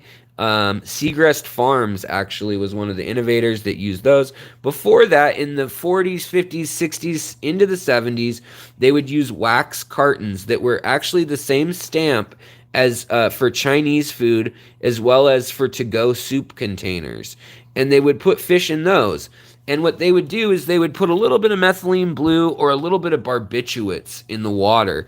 And they'd fast the fish for a day or two beforehand so that it wouldn't poop. And then they would knock it out.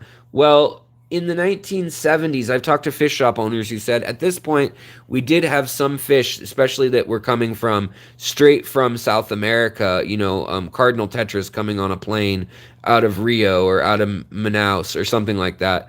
Or out of is it Amazonia? Is that what it's called? The weird capital of, where is it?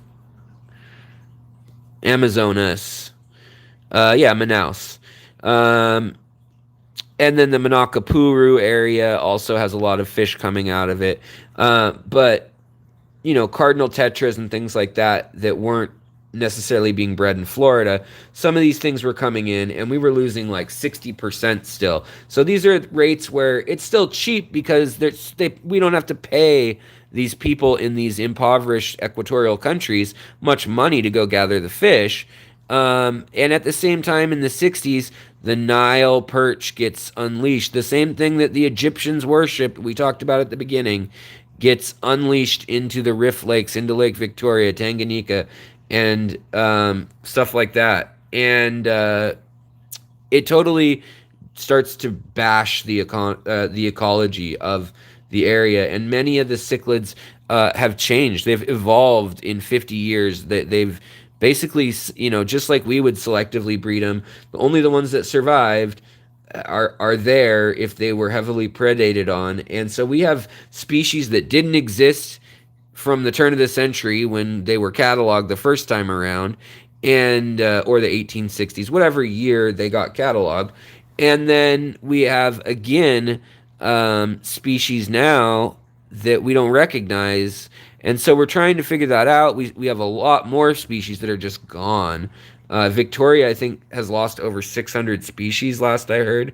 So the same thing is going on in places with being dammed. There's a lot of dams going in on the Xingu River down here where we get the zebra plecos, as well as a lot of other fish. Those could be dammed. Well, it's already dammed, but it could be dammed even farther up, and a lake turned into their spawning grounds turned into a lake. Venezuela is oil pipelines, Nigeria oil pipelines, and just like you see in Louisiana, you get these big areas where they've had oil pipelines and then they've had spills, or they've dredged out these estuaries to make deep water ports for tanker ships and things. And in unstable parts of the world like Nigeria, piracy is a really bad problem, and so there's oil spills and things like that. So now we're facing these other issues of, well, we need to transport fish, and we're running into actual issues transporting that aren't colonial. They're not customs paperwork or worried about disease necessarily. Those are all still issues that came into play mid-century too. But now we're trying to figure out, okay, how can we hurry up, get it on the plane, and get it over here? And so we start thinking of other little tricks like breather bags. Breather bags were thought up in the late 70s, designed by the mid 1980s by Novatech. Now, NASA wanted to get Danio, zebra Danios, and as well as rice fish and goldfish to the International Space Station up here. And the Russians wanted it as well. So Novatech was a company that was hired to figure it out. Corden later bought them after they did figure it out, but they basically came up with a plastic by the late 80s that could let CO2 out and O2 back in, and you didn't need air in the bags. Now, pressurized air in the 60s and 70s, the scuba hobby was popular, saltwater fish keeping was popular, and even CO2 for plants and things was starting to be played with back then by big-time enthusiasts of the hobby. But for the most part, it was just kind of an interesting playing with things, trying nitrous oxide, trying 6-fluorohexylene, and other different compounds, just seeing if we could make their travel time better.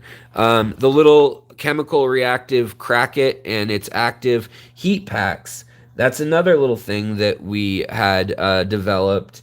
And those go in with the styrofoam that was developed in the 50s, well, invented in the 40s, really perfected in the 50s and 60s. And then we have the styrofoam crates you're used to seeing with shredded paper and the heat pack, and we get to where we're at today. Well, the new problem is now the post office can take 5 days sometimes, you know? So what are we supposed to do about that? Well, then we start coming up with things like Amquel, which is also Corden, the company Corden, or Ammonia Quell, which is some of the first dechlorinator water solutions, but they also use it for cutting down ammonia. They also come up with those little cubes in the spongy material that turns dark yellow if ammonia is present, so you can visually keep an eye on your fish. You look at the bag and you say, oh no, this one has a yellow cube rather than a light cream or white colored foam cube. The fish are going to die. And so all of these are just more little innovations. But the newest innovation that was, I just found, all right, so we're going back to serious Alex mode. All right, guys, so the newest innovation, I don't like this. The newest innovation, so we know we have breather bags, obviously, that's a thing. We know we have the styrofoam lined boxes. Well, now, to get to space, because they have to pay the Russians and or private companies, they want less. They don't want to ship water up with every fish that goes up in there. Like every pound costs like, I don't know, $180. No, it's more than that. It's like every ounce is like $180 to get things to space. I don't know, maybe someone knows the exact price. I can't remember it off the top of my head. Someone Google it. Ginger, thank you so much. I really appreciate it. I hope you guys do like this episode if you go back. That's why I'm powering through it and not answering questions. But thank you so much, Ginger. I really appreciate it. You're always so supportive. I love you. So we start getting all the lovely fish that we want. And into space, they want to experiment with things like what does, solar radiation do to your DNA? What does no gravity do for reproduction? Things that could really make a difference in the future of the human race. Are we going to have to go to the moon or Mars and recolonize if some terrible thing happens here? And we're doing this stuff. We've gone beyond pets again and back to science. And when things are getting shipped up, like I said, they're expensive, plus water's heavy. So in 2007, a Japanese company came up with a concoction of 5 gases, and they take a tank with a fish in it, they seal it off, and they make it a vacuum of just water. and it's a vacuum of water slowly. I don't know, probably depends on the species of fish, how quickly they can do that and what the pressure needs to be. But then they do something with the salinity that's still patented and I can't find out. And they actually infuse gases into the water. And in freshwater fish, they actually absorb water without having to drink water because the inside of their body is saltier than the outside water. So while as saltwater fish have to drink water because of their salinity internally is less than the ocean, because of osmotic regulation, the ions in salt, they want to equilibrate. So a fish that's salty on the inside and freshwater on the outside is going to swell up until that salt is diluted. Well, when they mix with that, and they have gills and organs that regulate that, but it's why freshwater fish don't need to drink water. It just happens through their little capillary, the things they evolved in their gills. Whereas other fish, like saltwater fish, need special organs to desalinate the water, and they gulp it and actually consciously drink it and then desalinate it inside of them. Well, they use this organ on freshwater fish, so far it's only freshwater, and they're able to get them to absorb through the water these gases. And so they're using, they had to divulge some of it. Nitrous oxide, Heliox 25, oxygen 2, which is just O2, obviously. Borine tetroxythexquilone. Don't know what that is. And then another one, which I traced as it's in goldfish blood, and it is what allows them to not need oxygen at the bottom of the water when they're in frozen water. It allows them to basically slow their metabolism so much that they can start using energy, like their brains, their nervous system can start using energy from iron and sulfur and copper rather than just oxygen in the blood. And so they also use that, and they were able to get Medaka rice fish and zebra danios up to the space station in a little airtight bag, about, I'm trying to think of if I've got something in the kitchen, probably of all places, that would look like it. But yeah, kind of like the way if you go and buy meat at the at the grocery store, it looked like that, like like this, where it's closed, air's sucked out of it, and it contours to it. So no water, it's just the fish, and then they just control the temperature of the fish.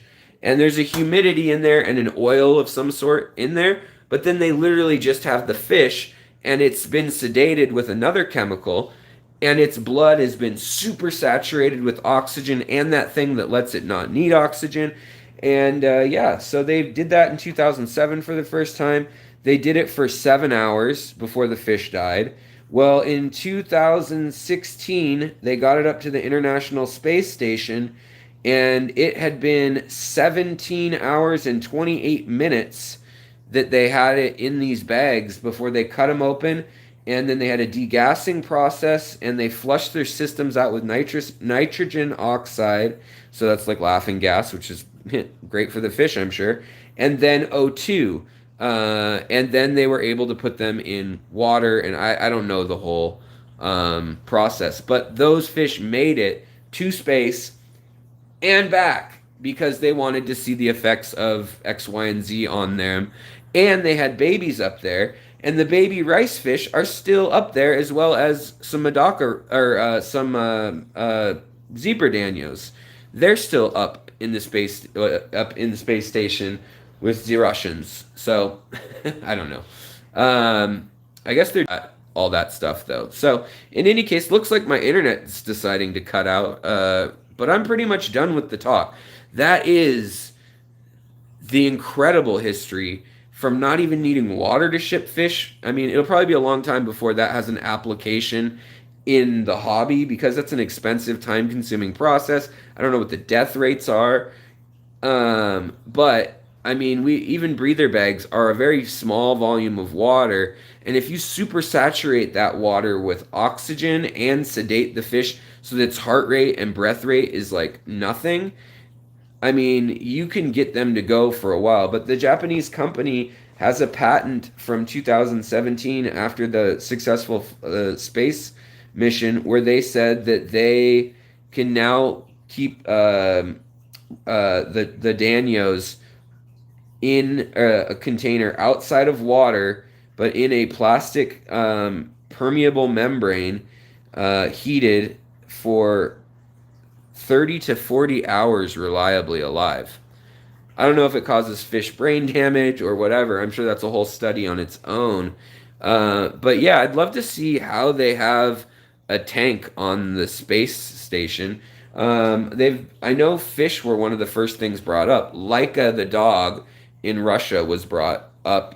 And there's Laika 1, Laika 2, Laika 3, Laika 4, Laika 7. There's 7 Laikas because the first few died and they didn't have the heart to tell people after they showed this shuttle getting ready in Russia, and they had the like the big communist marching music, and this dog has a little medal and a suit on, and they're saying that they're going to test it for humans, and just blows up somewhere in the atmosphere, freezes or turns inside out. Who knows what happens to the first batch of dogs? I'm sure the U.S. did the same thing too, and they both did it with chimpanzees. But one of the first things they sent up there were hamsters, gerbils, rats, mice, and Madaka rice fish. Because Madaka rice fish are really simple. They would freeze, and like goldfish, they also have something that sometimes they can freeze for a minute and then whatever. But I don't know. I think now they're specially genetically engineering the fish also so that, maybe they're more prone to not dying because of not having oxygen, or they can tolerate even cooler temperatures. So we may see that in the future where they, not just glowfish, they may start cutting genes, and there's companies researching this for all sorts of life. But the next step in all of this in fish transport is that maybe we start having fish that are just resistant to dying in shipping, and maybe they're resistant to ick, maybe they're resistant to ammonia, maybe we can make an ammonia-proof fish. I think you'd have to change a lot for that to happen, but there's definitely some fish that can take a whole lot more than others, and with CRISPR technology, CRSPR, that is basically a $160 kit that allows you to genetically modify things at home. They did bring down some of the rice fish, but they also left eggs for whatever project. I mean, I don't know if they're still up there, but they left it up there for generations before they brought down more. And then they published results. They had to cut fish open, but rice fish are just so easy to spawn. They've also brought guppies and live bears up there too, but rice fish were even easier, I guess, because they mature sexually. By 3 months, they're ready to have eggs of their own. And like 2.5 to 3 months if you feed them just right. And they're just more tolerant of cold, more tolerant of UV radiation, apparently. Probably because they're from a sunnier place, closer to the equator, maybe. Well, maybe not. I don't know. Any case, so that is the talk tonight about the amazing history from taking 3 months on wooden ships in barrels that weren't heated and were sloshing around and had ammonia and maybe just a few fish that were eating mosquito larvae and whatever else was in there from the drinking water, to ornate fish, glass bowls, to woven baskets and Polynesians, intentionally bringing their fish across places, Native Americans bringing them across mountain ranges, and it's mind-blowing to think how the world has opened up. And yes, how much technology has had to go into this. The fish hobby is not an island. All of this took developments in so many other fields for this to happen. So, yeah. All right, guys. Well, I hope that you found this talk interesting. I probably spent way too much time on it for you guys and for myself, for that matter. But I've got an outline here of key dates and facts, key eras and things like that, kind of broken up, and then the pictures and things. I need to try to figure out a way to make a nice like photo slideshow PowerPoint type thing for members, somewhere to post it. But I don't know. It doesn't. I'll figure it out. Until then, I can post some pictures of things. But thank you so much, mods. Do we have any quick questions? I need to wrap this up. My voice is gonna go from 2 hours straight of this lecture. But you guys can go back and watch it if you didn't catch it all. And yeah, so if you had any questions, because maybe I didn't hit every little point, and I did a lot of research, so I know way more about it now than I probably ever should. Otherwise, I'm gonna wind it down and call it a night. We're gonna do it in reverse order tonight. We're gonna thank the lurkers. We're gonna thank um, the people who clicked like, and then disappeared. We're going to thank the people who have stuck around the whole time and were commenting amongst themselves. Sorry I didn't answer questions this show. It was really more of a lecture. The next show on Saturday, or maybe even earlier, will definitely be just troubleshooting and, let's talk about whatever we need to get figured out today. Whoa, 45 fry from your sunfish? That's awesome, Adam. Right on. So that is, yeah, that's the history of transporting fish. I know we jumped around a little bit. It was a little bit up and down, but yeah, the fountains in the Victorian era tanks, as you're saying, Amy, super fascinating because the Romans, the Egyptians, and then one of the ancient wonders of the world, the Babylonian hanging gardens in Iraq, they actually had fish that it seems pretty clear now were pet fish, even if they were just food fish that were ornamental or of a large size to show like, hey, I can go grab this tasty fish whenever I want, or this is a red one or an albino one, maybe something special about it. There's a lot of accounts of these things. So yeah, and then thank you so much, yeah, chatters. Those of you who gave super chats, I really appreciate it. Members, I highly appreciate it. Dragon Lair, looks like you figured out how to get. Oh, maybe not. I don't know. Are you a member? Did you get out of the member thing? I see a wrench, but I don't see a member sign. So I hope you figured it out. Whatever was going on with all that, but I don't know. And then let's see here. Aquarium, should my pregnant CPD or just chance it? Wait, should I move my pregnant CPD or just chance it? I'm not trying for fry, but wouldn't mind. Well, they don't give live births, so they're going to need to lay eggs. Then the male's going to need to get to the eggs, fertilize them. Then they're going to need to take a couple days, like, I don't know, 5 days or something. I don't remember what CPDs are. 5 days, maybe 4 days. And then they're going to need to hatch. Then those fry need to not get eaten. So if you want them to not get eaten, then yes, I would put the male and female alone together in a tank with some moss. Watch my video on how to breed CPDs. Yeah. And then I would move the babies once you find babies for sure. My snowball plexual actually decided to say hi today. Right on. Is there a way to get him to come out more? I don't know. Try those Sakari carnivore pellet bites. That gets mine out. Yeah, 3 to 5 days for CPDs. Yeah, sounds good. Sounds good. Sounds right. Or some fresh food for your plecos. Also, give them a place to hide, but not a good one. Like, don't give them really good rockeries and stuff to hide in. Give them a decent place to hide where they feel covered, but where you can kind of still see them, like under a log with a nice shadow. And if they have places to hide, they will hide less sometimes. Sometimes they will just go to the place and hide, but a lot of times fish just want that option, and they won't come out into the open unless they have an option of somewhere to go escape to quickly. So, yeah. Can you timestamp parts of your video? I'm a heavy post live stream watcher, and it would be appreciated. Maybe I will do that at some point. I've already spent, like I said, like with this now, I've probably spent 17 to 20 hours on this video. I will. It probably just won't be right away. But also Google will do that for me somehow. I don't know how they do that, but I noticed in Google they list it when you Google search a video now.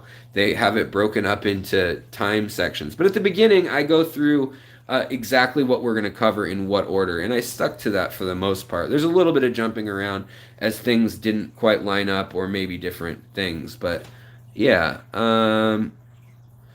Their eggs are clear, just like all healthy eggs of almost all fish. They're little clear eggs that are smaller than anything I can think of comparing them. So if you look at a grain of rice from the end, the skinny part looking the long way, they're about that big, about the same diameter as a grain of rice has. And they'll be scattered all over plants and the bottom of the tank probably. So it's yeah, that's a rough one. Watch my video on spawning them before. Yeah, definitely. All right, you guys. Well, I'm gonna go and chat with my wife. I'm gonna go have the rest of my daily soda. But I hope you guys are having a great evening. Thank you for joining me on a secret history. And if you know someone who liked this channel for the history stuff, because sometimes I hear, Alex, you don't make any history videos. Well, here's 2 hours worth of it. That's like a documentary. Okay, so I like these videos, but I make them and then people don't usually watch them. So go back, watch the angelfish history, watch the history of the aquarium hobby. It has less than 1,000 views. Things like that. If you like this stuff, support it. If you don't worry about it. You're probably not here right now, and yeah. But I'll keep doing what I do. But yeah, if you like it, just let me know so that I know it's worth it. That I know it's worth putting the things I do in my free time, the research I'm doing, is worth presenting it. But thank you. Love to hear and see new folks and members and people that enjoy this. So thank you guys. Really, and I'm not complaining about doing the research. Like I said, this is what I would do on my own.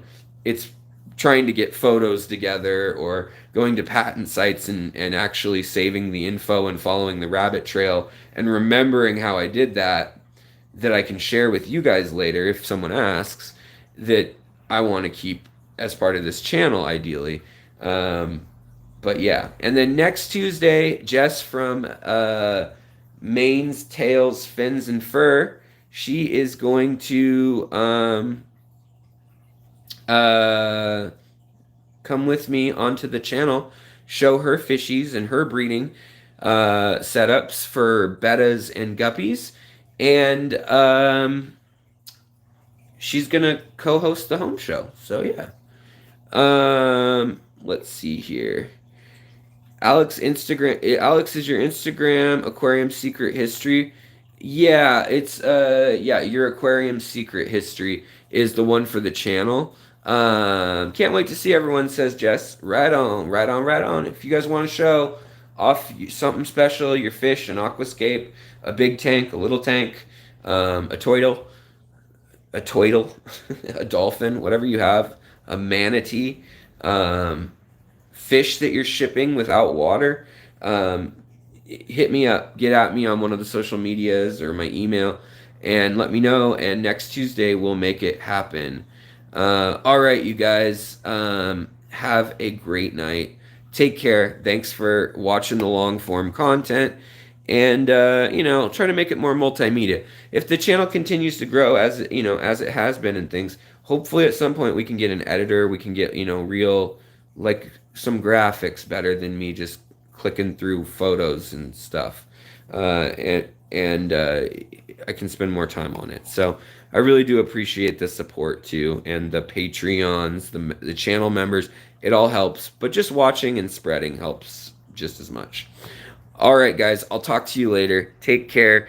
Be kind to your critters. Take care of your fish, your plants, the people around you, and of course yourself. Because if you don't take care of yourself, how are you going to do those other things too? So let's just take care of everything. And I think if we all did that, the world would be twice as good. So let's take it easy. And I'll see you next time. Bye, guys.